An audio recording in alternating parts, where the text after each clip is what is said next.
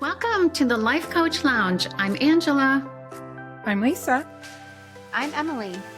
We're three life coaches who found connection in faith, friendship, and purpose. Get ready for real talk, relatable stories, and practical tips you can actually use. We're so happy you're here at the Life Coach Lounge.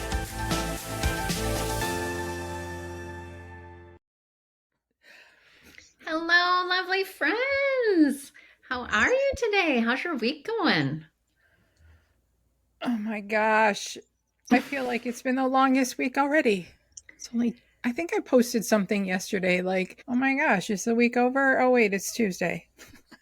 Did you have a long day? On that. It's only Wednesday and it feels like it's been,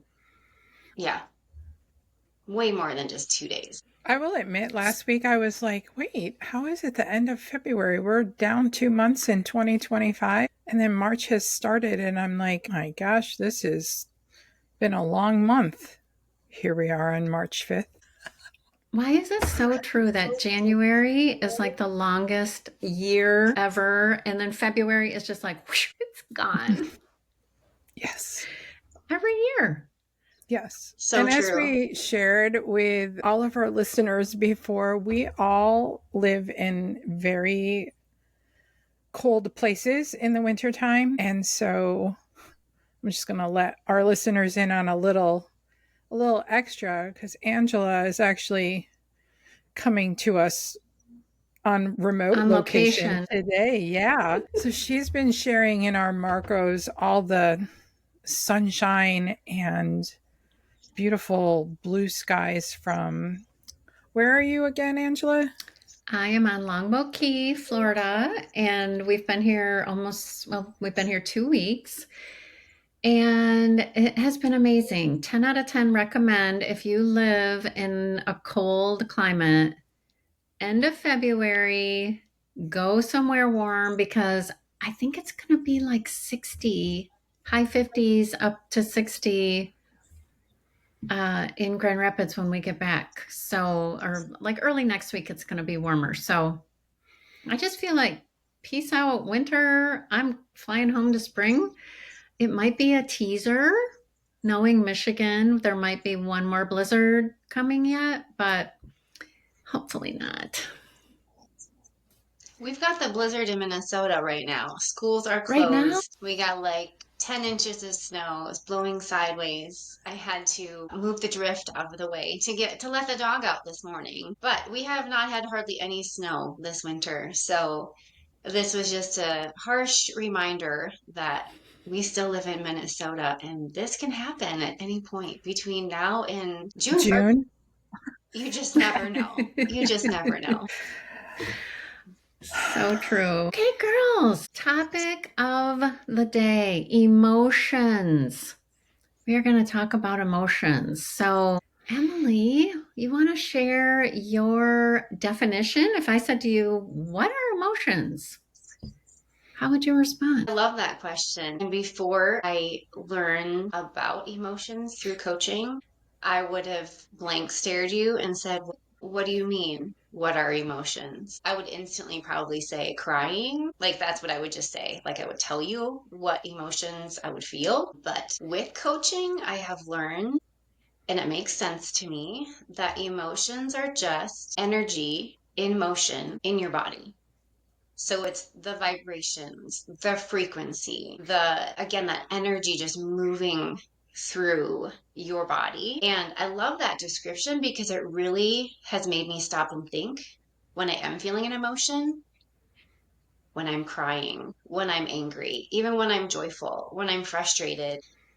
Remembering that that's just energy in my body helps me to come in tune with, like, okay, where is that? And how does it need to be released? Right?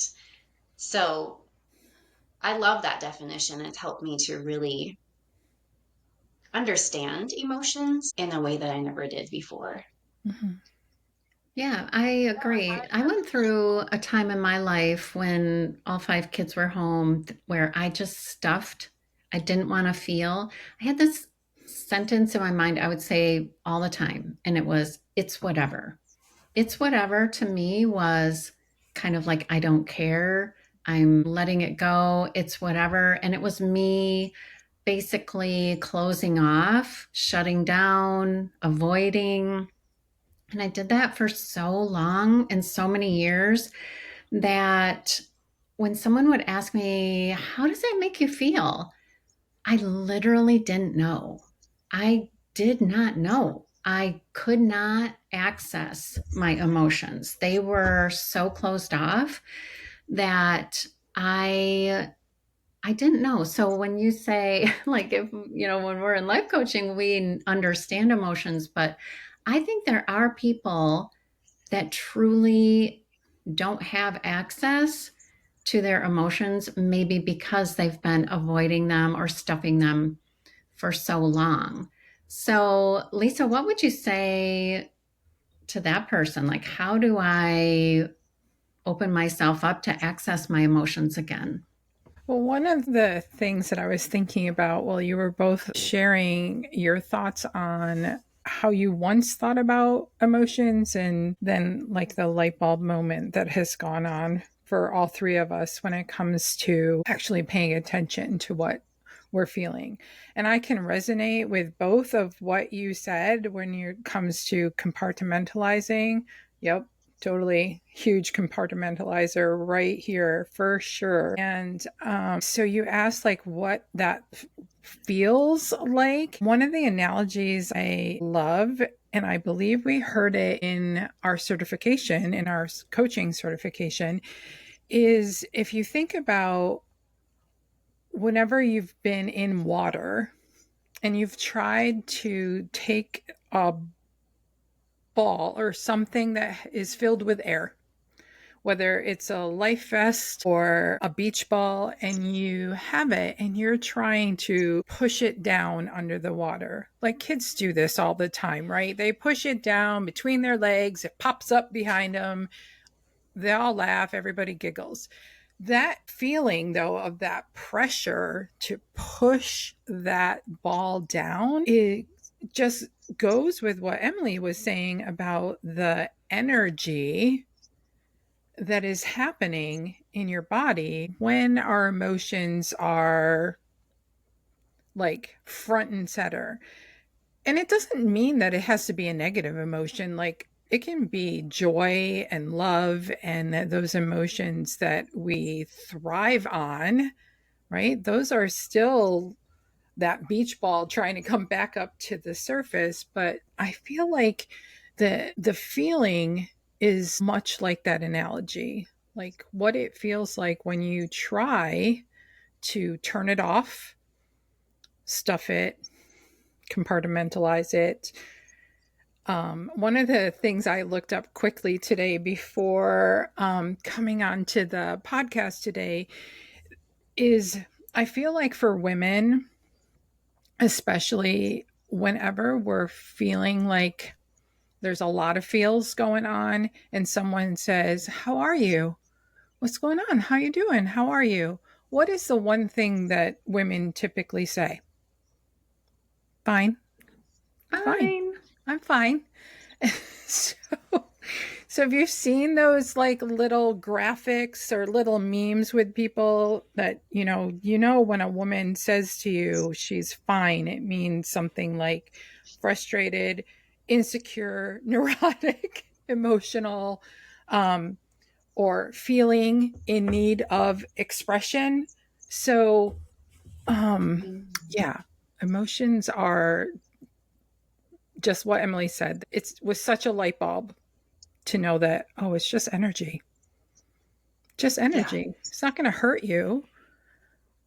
Yeah. Were either one of you told growing up to like, don't cry? We're not going to act that way. Oh, You for know? sure. Yeah. That's part of what I learned too. I feel like I've always been just very tender-hearted. That is just, I feel things deeply. And I feel like the message that I received growing up, and it wasn't just from parents, it was from the world, right? It was from friends, it was from even work environments as I got older. I would cry easily because of that tenderheartedness. And I learned quickly that that was maybe embarrassing, or I was told I was being too emotional. right? Or told I was thinking about it too much or being too dramatic. And so I kind of got that message that it's not okay to show that. And whether I got that message on purpose or whether I internalized that and just thought to myself, okay, well, I guess I'm the problem then. Like, it must be a problem that I feel this easily, that I have these feelings. And so I decided that was something that was wrong with me, that I didn't know how to handle it. And so I feel like that was a weakness.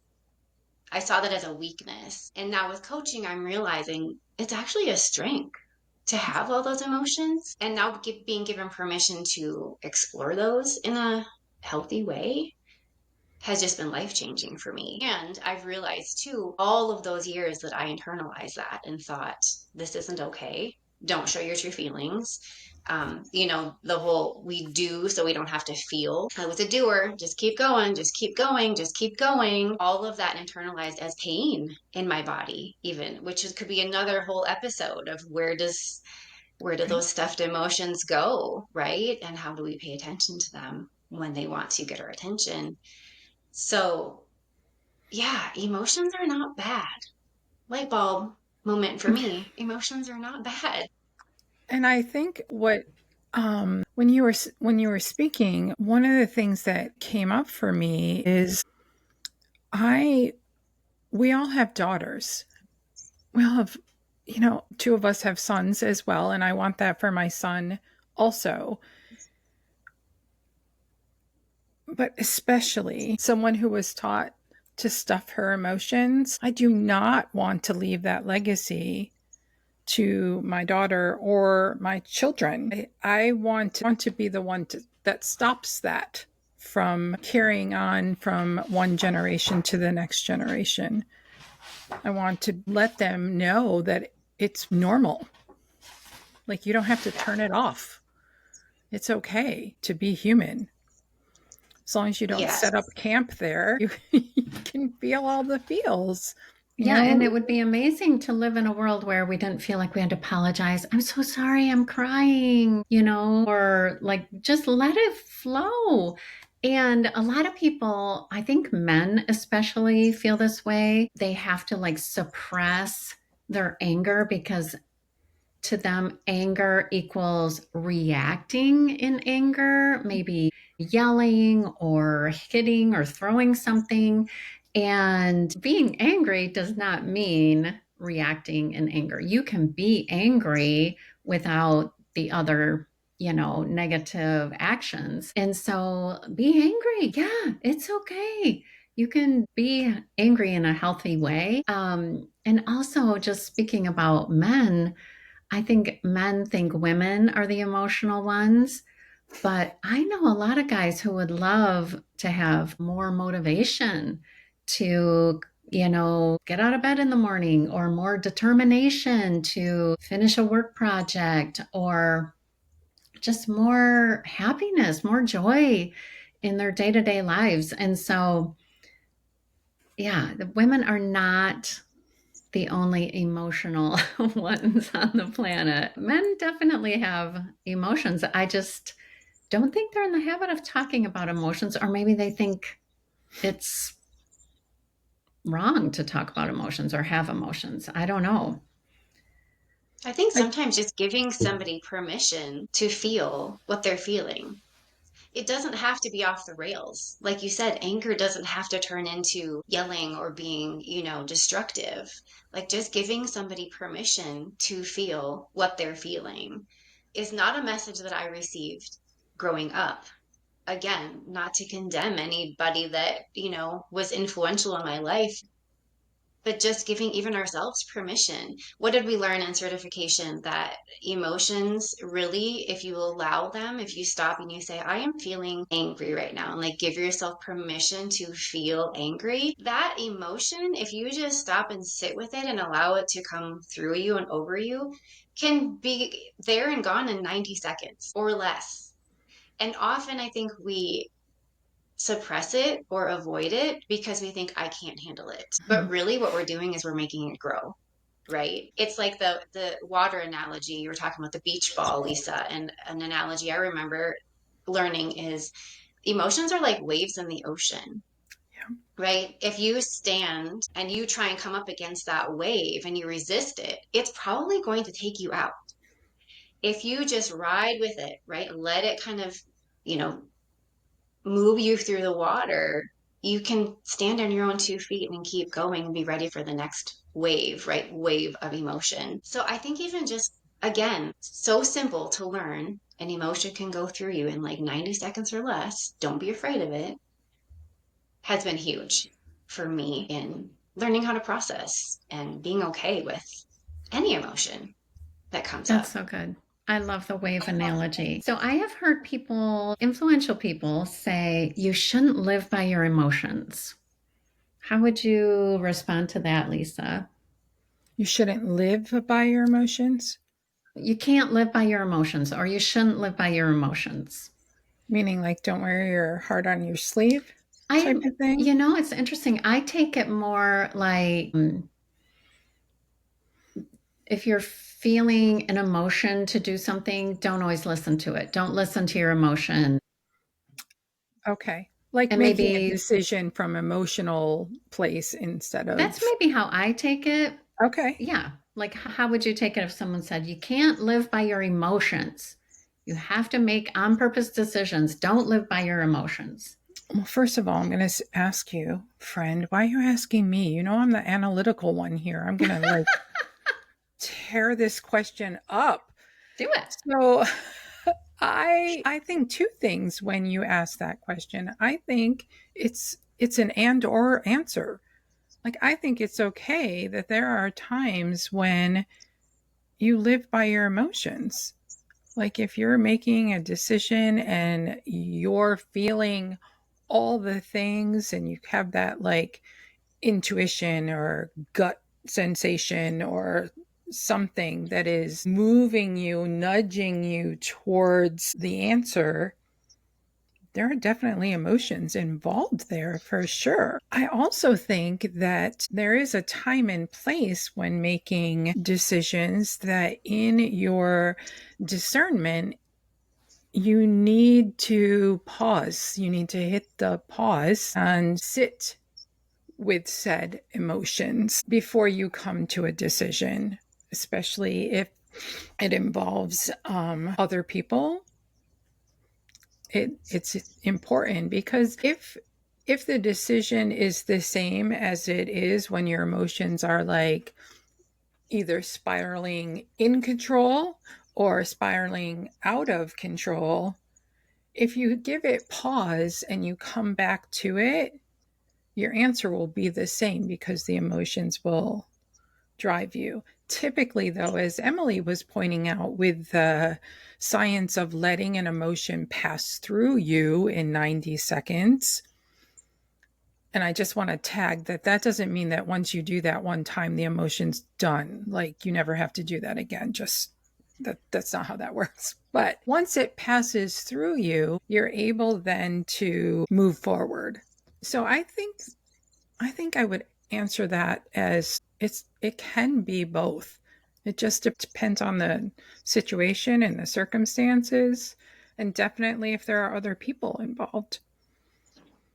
So hitting the pause button to me kind of feels like, and I do think of emotions this way, emotions are a signal because we know that thoughts create feelings. Mm-hmm. And so hitting the pause button is basically saying, uh oh, I'm being signaled.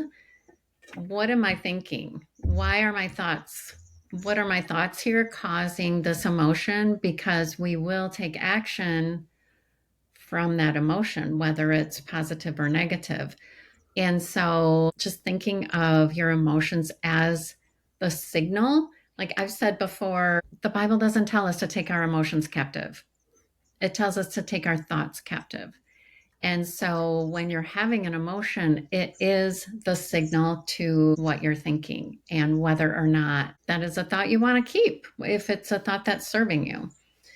So, yeah, that's so good. So, we want to process emotions. We want to have emotions. We want to allow our emotions to run through us in the 90 seconds. What kinds of things can you do to help this process along? Emily, do you have any thoughts on that? Well, the one thing that I have had to work on when you were just talking about taking your thoughts captive, again, going back to we do so we don't have to feel, I feel like I've become pretty good at that, like a kind of an expert at just doing the thing. Tell me what to do, tell me the steps, I'll figure it out. Yep, I can follow the list, right?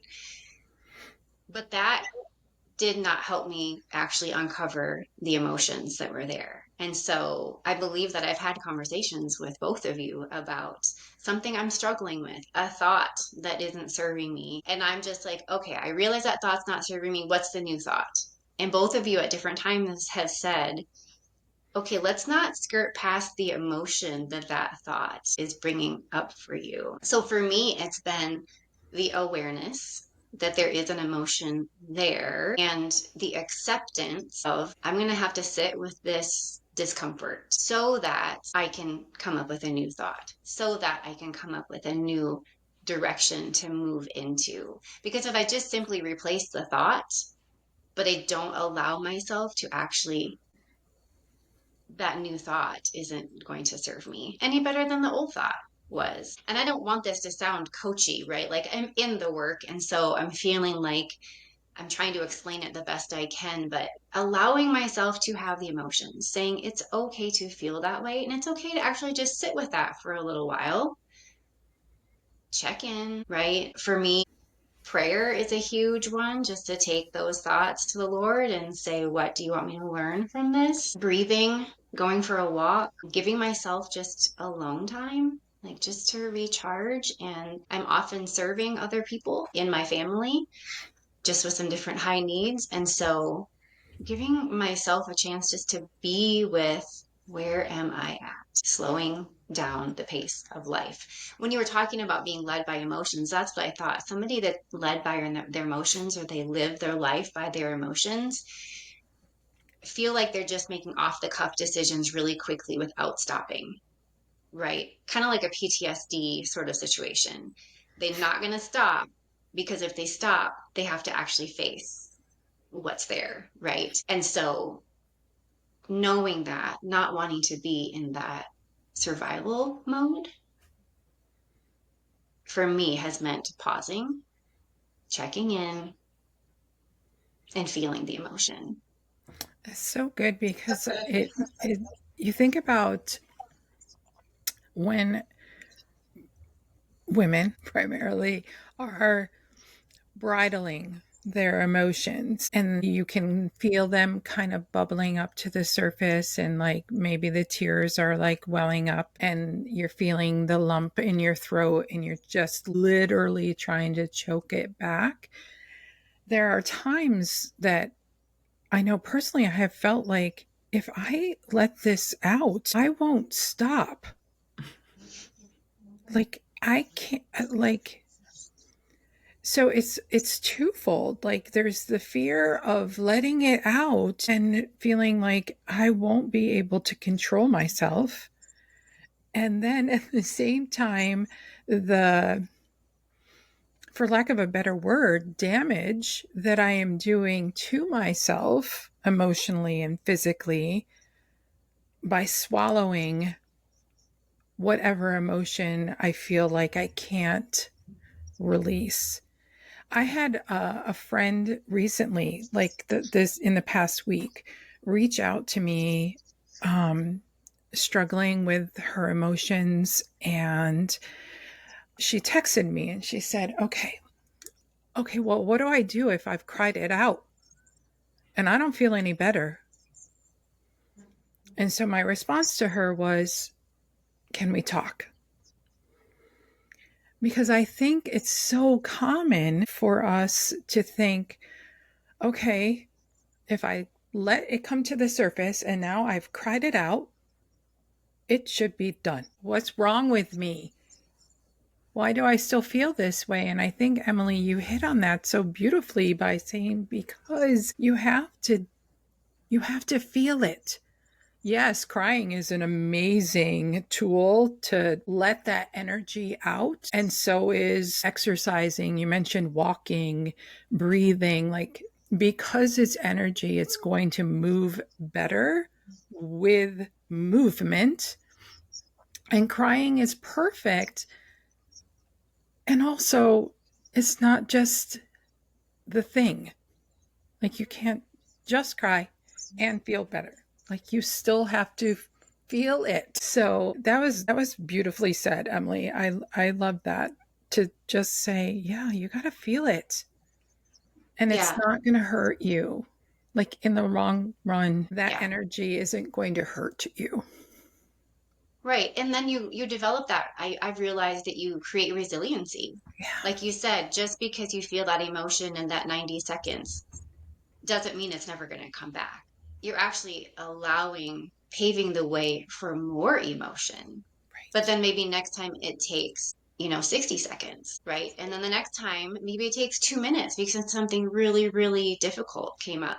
But it's just creating that resiliency of this isn't going to take me out. I know I can trust myself to just work through this. And so then as you allow it, you just build that resiliency for the next time. It's like those waves, right? The next wave that comes, I know it's not going to take me out because I've done this before. And what you said too, sometimes you just need to talk it out afterwards, which is why we are coaches. Like we talk out things with each other all the time, right? As friends and as coaches. And we have all experienced the transformative power of being able to just talk it out with somebody that's willing to listen. And so I think that's one of the reasons we're all into coaching because we know it works and we know it helps. What's That one was of so your favorite insightful. tools, Angela? What's one of your favorite tools? So for me, journaling. I love journaling because of what Emily said, the awareness. So when I am journaling all my thoughts about whatever, I can look at what I've written and I see why I'm feeling disappointed. These are the thoughts I'm having about my kid who did whatever. It's not them, it's me. My thoughts are causing me to feel disappointed. So just that awareness piece is so powerful. Um, and walking. I went through a season in my life, the first year of empty nest. I had so much regret come up, and I walked and walked and walked and walked and walked. And we had have a lot of woodsy trails by our home. And I got done with that year, and I just thought I watered those woods with my tears. I would just walk and cry, process all that regret, pray, like I know this isn't from God. I don't want to look backwards. I want to look forwards. And it was so helpful just to, yeah, cry it out, walk it out. And also, one other thing I found is the more you open yourself up to process the negative that doesn't feel good at all, the disappointment, the anger, the frustration, whatever it is, the more open you are to receive the good emotion. Because, like I said, when I went through those years of being almost emotionally flatlined, I didn't feel the good either. There was no good. I could have a smile on my face, but I wasn't feeling anything. I was numb, literally emotionally numb inside. And so knowing, okay, this is the bridge to feeling good. And we experienced that a couple of years ago when our dog passed away, and we were feeling a lot of grief, and just crying and, talking about it and being there for each other, supporting each other. And at one point, my husband said, "Why is it that I feel so much closer to you this past week?" And I think his heart, the grief, like processing out of him, it was opening a passageway for the love to come in and feel more love. And I was like, that is amazing. And yes, and you might have more to process. Let's talk. But yeah, I love that. So, all three of us love using our oils, our essential oils. Lisa, you are our in house aromatherapist in the Life Coach Lounge. If I came to you and I was, let's use the disappointment example. I'm disappointed. One of my kids does something that I don't agree with, I'm feeling disappointment. Is there anything like that we could use? Some sort of a, natural oil or supplement that we could use to help us? Absolutely. Yeah, that's a great question. For me, aromatherapy is just now second nature. I mean, I think I mentioned on our first episode that I went through a period of time back in about 5 years ago where I was just going through, like, I was navigating a health crisis and feeling burnout, although at the time I would never have admitted that at all. And then I was also experiencing, how do I want to say this politically correct? I was experiencing professional pushback because of my health condition from my employer. So, needless to say, I think I mentioned this too. Like, I just felt like, okay, this is what it feels like when you fall on your face. This is what it feels like when the rug's actually been pulled out from under The you. perfect So, storm. yeah, exactly. So during that challenging period, I believe it was on my acupuncturist. She had oils in every room. They were everywhere. And sometimes, if she felt it was empowering, she would use the oil in conjunction with your treatment. And so I thought, okay, I have some of these at home. They're just sitting on a shelf. Okay, let me give it a try. So there's this one oil that Young Living sells, and it's called Peace and Calming. So if you've ever smelled this oil, it immediately, for me personally, just kind of was like a sigh, like a good sigh. And so I decided I'm going to try to use some of these oils. And they were working. They were working. So I was doing things like you were mentioning journaling once I got over myself, really, because I don't know about the two of you, but I always felt like journaling was synonymous with Dear Diary. And so, like, journaling to me in my type A personality had to be like perfect and a certain, like, you had to do it a certain way. So if it wasn't done that way, then I just wouldn't do it. But through therapy, I learned the importance of bringing that back, and no, you can journal any way you want. You can draw a picture, you can just word vomit, whatever it looks like for you.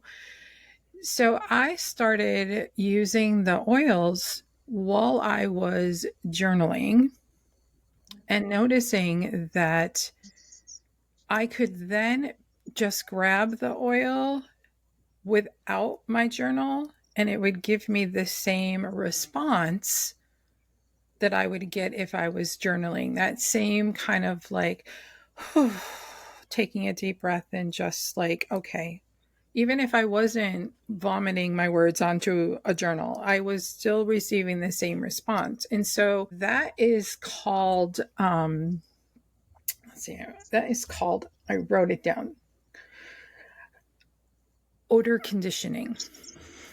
I wanted to like have two words that were to make sense and not too sciencey, because I could get on my science soapbox here and I don't want to do that. So the simple thing with odor conditioning is, what is amazing about our sense of smell is that it is directly related and connected to our limbic system in our brain, which is where, do you know, that is where your emotions are. That's where you store your memories. So if you think like fresh baked bread or grandma's homemade cookies, like, you can immediately be transformed from your memories back to those places. So with odor conditioning, if you pair your favorite aroma, and I'm not even going to say it has to be an essential oil. It could be if you love the smell of a new lotion you just picked up at the store, or a cup of coffee. Or Angela, you mentioned even like you walking out in the forest, like that's the beauty of forest bathing. Like, you have the aroma surrounding you and you're pairing it with, or I'm sorry, you have the aroma with you and then your surroundings. So you pair them together and you're creating something in your memory for you to be able to just calm. So, one of the things I love to do with my clients, if they're interested, is I will pair or curate an oil for them so that they can do something which is very similar to what Emily was talking about when she said processing an emotion in 90 seconds. So, if you think about, um, let's see, I have an oil right here. So, if you think about, I'm going to grab an oil. I'm feeling all wound up about a circumstance, and I'm just going to take that 90 seconds because we mentioned that energy is emotions. And so, if we do something somatic, which would be inhaling the oil, we're just going to breathe. So, we're doing all the things that all of us were talking about. We're being movement, we're incorporating movement, we're incorporating our senses, and we're hitting that pause button to just bring that cortisol down. It's fascinating. So again, even if you don't like grab, you don't have oils, grab whatever in your house that just is one of your favorite. You have a candle that you love, or Open the window perfume. and take a deep breath Yep. of the fresh air. Yeah. Yep. Just take that time to take a few breaths and be with yourself fully for those 90 seconds. What's interesting is 90 seconds seems like a really long time when you're in fight or flight Yeah. until you're on the other side of the 90 seconds.